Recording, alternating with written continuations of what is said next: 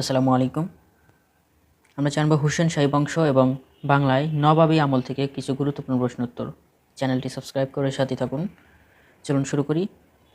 1493 খ্রিস্টাব্দে আলাউদ্দিন হুসেন শাহ বাংলায় হুসেন শাহী রাজবংশ প্রতিষ্ঠা করেন। তার 1493 খ্রিস্টাব্দ থেকে 1519 খ্রিস্টাব্দ পর্যন্ত মোট 26 বছরের শাসনকালকে বাংলায় মুসলিম শাসনের স্বর্ণযুগ বলা হয়।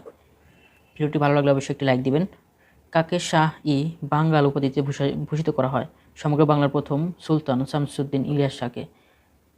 বাংলার সুলতানদের মধ্যে সর্বশ্রেষ্ঠ সুলতান ছিলেন আলাউদ্দিন হোসেন শাহ। তিনি শাহী বংশের শ্রেষ্ঠ সুলতানও ছিলেন। বাংলার কোন সুলতানের সময়কালকে স্বর্ণযুগ বলা হয়? আলাউদ্দিন হোসেন শাহের। বাংলার কার শাসনামলকে মুসলিম শাসনের স্বর্ণযুগ বলা হয়? আলাউদ্দিন শাহ হোসেন শাহের। কার পৃষ্ঠপোষকতায় বাংলায় মহাভারত রচিত হয়? পরাগল খান ও ছুটি খানের নেতৃত্বে। কোন মুসলমান সুলতান সর্বপ্রথম সমগ্র বাংলার অধিপতি হন? শামসুদ্দীন ইলিয়াস শাহ। কার শাসনামল থেকে সমগ্র বাংলা ভাষাভাষী অঞ্চল বাঙ্গালা নামে পরিচিতি লাভ করে? শামসুদ্দীন ইলিয়াস শাহের আমলে। কোন শাসনামলে সমগ্র বাংলা ভাষাভাষী অঞ্চল বাঙ্গালা নামে পরিচিতি লাভ করে? মুসলিম শাসনামল থেকে। ভারতের মালদহের বড় পন্ডুয়ার বিখ্যাত আদিনা মসজিদ কে নির্মাণ করেন? সিকান্দার শাহ। গৌড়ের কদম রসুল ও বড় সোনা মসজিদ নির্মাণ করেন নুসরত শাহ। কার শাসনামলে পীর খান জাহান আলী খুলনা অঞ্চলের ইসলাম ধর্ম প্রচারে নিয়োজিত হয়? নাসিরুদ্দিন মাহমুদ শাহ। বাংলার কোন শাসনকর্তার সময় হজরত শাহজালাল রহমতুল্লাহ আলাই ধর্ম প্রচারে বাংলাদেশে সুলতান শামসুদ্দীন ফিরোজ শাহের আমলে? আলাউদ্দিন হোসেন শাহের রাজধানী ছিল একডালা। বাংলায় নবাবী আমল। কার রাজত্বকালে মুর্শিদ কুলি খান বাংলার দেওয়ান বা সুবেদার নিযুক্ত হন? সম্রাট আওরঙ্গজেব শাসনামলে। মুর্শিদ কুলি খানের বাল্য নাম ছিল মোহাম্মদ হাদি। মোহাম্মদ হাদিকে মুর্শিদ কুলি খান উপাধি দেন কোন সম্রাট? মুঘল সম্রাট আওরঙ্গজেব। কোন সম্রাটের মৃত্যুর পর মুর্শিদ কুলি খান স্বাধীনভাবে বাংলাদেশের শাসন করেন? আওরঙ্গজেব।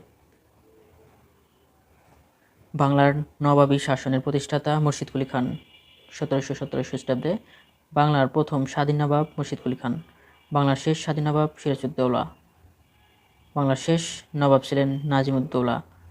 মুঘল সুবেদারদের প্রথম রাজধানী ছিল মুর্শিদাবাদে। নবাবী আমলে বাংলার রাজধানী ছিল মুর্শিদাবাদে। নবাব মুর্শিদ কুলি খান কবে ঢাকা থেকে মুর্শিদাবাদে বাংলা রাজধানী স্থানান্তর করেন? 1717 সালে। মুর্শিদাবাদের পূর্ব নাম ছিল মুকসুদাবাদ। নবাব মুর্শিদ কুলি খান তার নামের সাথে মিল রেখে মুর্শিদাবাদ নামকরণ করেন।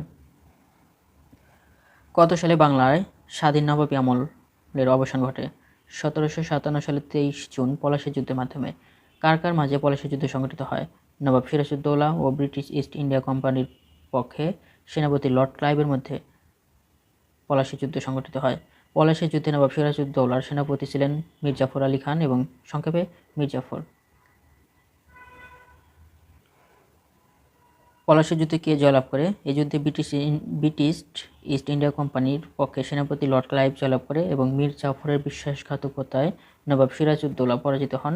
ঐতিহাসিক পলাশীর প্রান্তরটি কোথায় অবস্থিত? পশ্চিমবঙ্গের নদিয়া জেলার ভাগীরথী নদীর তীরের পূর্ব পাশে অবস্থিত হচ্ছে পলাশী প্রান্তরটি। ধন্যবাদ সবাইকে। আগামীতে আমরা ঢাকায় প্রথম বাংলা রাজধানী স্থাপন এবং 12 ভূঁইয়া নিয়ে আলোচনা করব। ভিডিওটি ভালো লাগলে একটি লাইক দিয়ে সাথে থাকবেন। সকলের জন্য শুভকামনা রইল। আমার জন্য সবাই দোয়া করবেন। ভুল ত্রুটি ক্ষমা সুন্দর দৃষ্টিতে দেখবেন। চ্যানেলটি সাবস্ক্রাইব করে সাথেই থাকুন।